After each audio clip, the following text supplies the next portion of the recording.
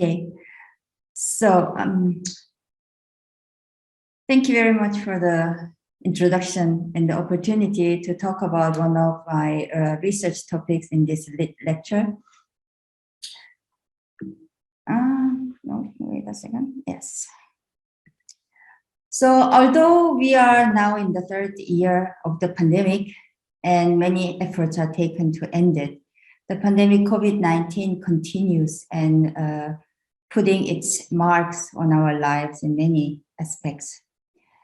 As it broke out in Europe in early 2020, I was coping with new regulations of lockdown at home as well as in my laboratory. But after the initial shock, I and my colleagues started thinking about what we can do to help ending it. As a cancer researcher, not having worked with this kind of disease before, we could think of entering this new field from various sides, developing new tests or vaccines or new treatments. Everything seemed to be too far to reach in this short time.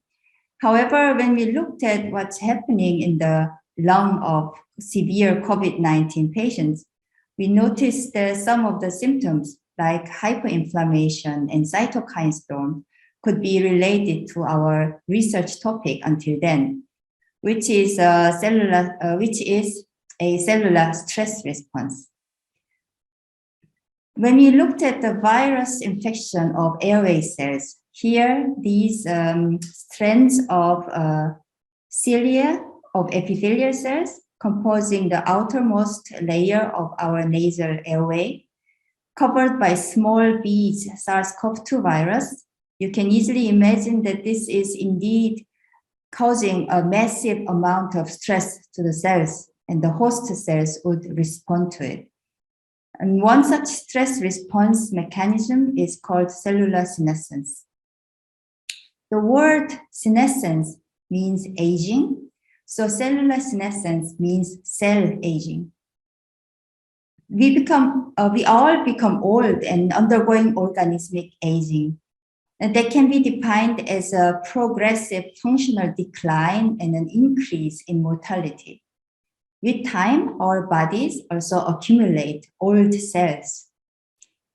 At the level of cells, the aging process can be characterized as a progressive accumulation of damages in their DNA and proteins, modified gene expression, resulting in decreased functionality and altered intercellular communication. So they enter senescence. Cellular senescence is defined as permanent cell cycle arrest. In other words, senescent cells do not proliferate anymore, and they are not proliferate anymore. So they are not dead, but they also do not divide to produce more cells. However, this does not mean that they are doing nothing. Many things happen inside senescent cells, but most importantly for today's talk, they produce and secrete a lot of different factors, which are mostly pro-inflammatory cytokines, which can interact and activate immune cells. And that was the connection point we thought between COVID and cellular senescence. Therefore, our first question was, can virus infection induce cellular senescence? And to answer this, we infected epithelial cells with the SARS-CoV-2 virus and stained them with senescence-specific beta-galactosidase staining, making senescent cells blue. So here you can see clearly that only virus-infected cells are blue, meaning senescent. Not only that, analysis of gene expression in SARS-CoV-2 infected cells shown here in bar plot, in which bars to the right indicate increased gene expression, we could see that senescence-related genes, particularly secreted factor genes, were up. So with additional experiments not shown here, therefore we concluded that virus infection indeed can induce cellular senescence. Can we see this also in vivo, in patients? So yes, here autopsy samples of COVID patients, their nasal tissues, were stained for senescence markers. So you don't need to know what they are, but I can say that all of them are well-known senescence markers, well-known for other types of senescence. And all of them are strongly positive in patient samples, showing this blue, mostly brown staining, showing that there are senescent cells. Similarly, the staining result of patient lung tissue also showed senescent cells in them, also activated macrophages, signed as CD86 on the upper right side, active macrophages.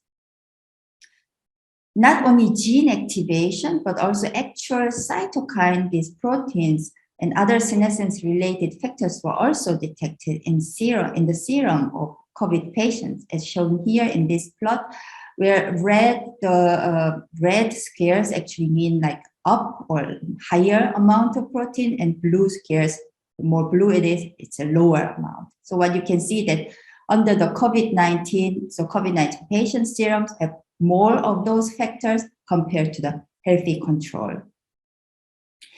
And now we could also show that this amount of those senescence-related factors correlated with blood clotting, a part of COVID-19 disease, so that the more severe the disease is, the more blood clotting and more senescence factors were detected. Therefore, COVID-19 patients exhibit signs of virus-induced senescence and present with immune cell macrophage senescence and systemic secreted factors in their system. And what I didn't show, cannot show today due to the time restriction, is that these secreted factors actually trigger a self-amplifying inflammatory network in patients that account for the key features of COVID-19 lung disease. So as I mentioned before, old bodies accumulate senescent cells, and this senescent cell accumulation can account for age-related diseases.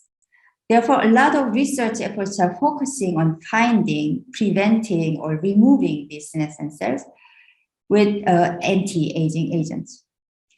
One of the rapidly growing field in here is developing so-called senolytics. Senolytics are the chemical compounds that can selectively kill senescent cells.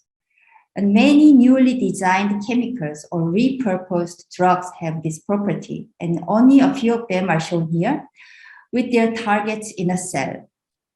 Although you do not need to understand what these targets are, you can maybe appreciate that these senolytics have different targets at different places in the cell, implying different functions. The only common feature is that they can all induce the death of senescent cells.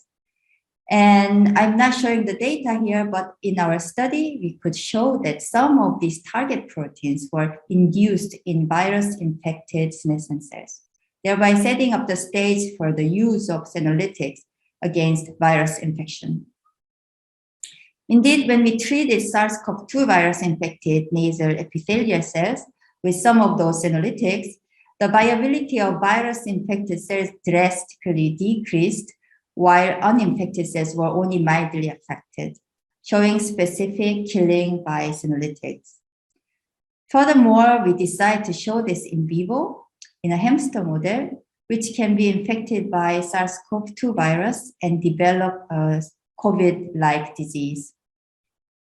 This first picture shows the lung sections from a hamster with a virus infection, showing healthy nasal epithelium and lung on the right side.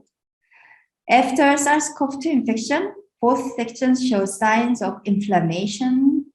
So signs of inflammation and pneumonia, damaged lung like a severe course of COVID-19. And animals without any treatment in this state eventually die. However, when these infected animals were treated with senolytics, these signs of disease decreased, and the picture becomes very similar to the uninfected animals. And indeed, these treated animals recover, Particularly those treated with DQ survived for a longer time. For the human, we found colleagues who applied quercetin, which is a part of this DQ combination treatment used for hamsters, to COVID patients in an independent study and reanalyzed the data. And this data showed clear benefits of senolytic quercetin treatment regarding hospitalization, the need of oxygen, as well as how long they were hospitalized, particularly in ICU. Patients who were randomly assigned to each group, therefore mixed in this plot, maybe this is not difficult, in this plot, clearly separated in their clinical parameters after additional quercetin treatment, and of course doing better after treatment. So therefore we concluded that early senolytic removal of virus-induced senescent cells attenuate the hyperinflammatory clinical course of COVID-19 lung disease. In summary, we showed that SARS-CoV-2 can induce cellular senescence with accompanying cytokine release and activation of immune cells. And I could not show the data today as mentioned, but we also found that these messengers, the immune cells and the cytokines, actually relay these features to other organs, particularly for COVID, to the lung, in which they can cause damages typical for COVID lungs.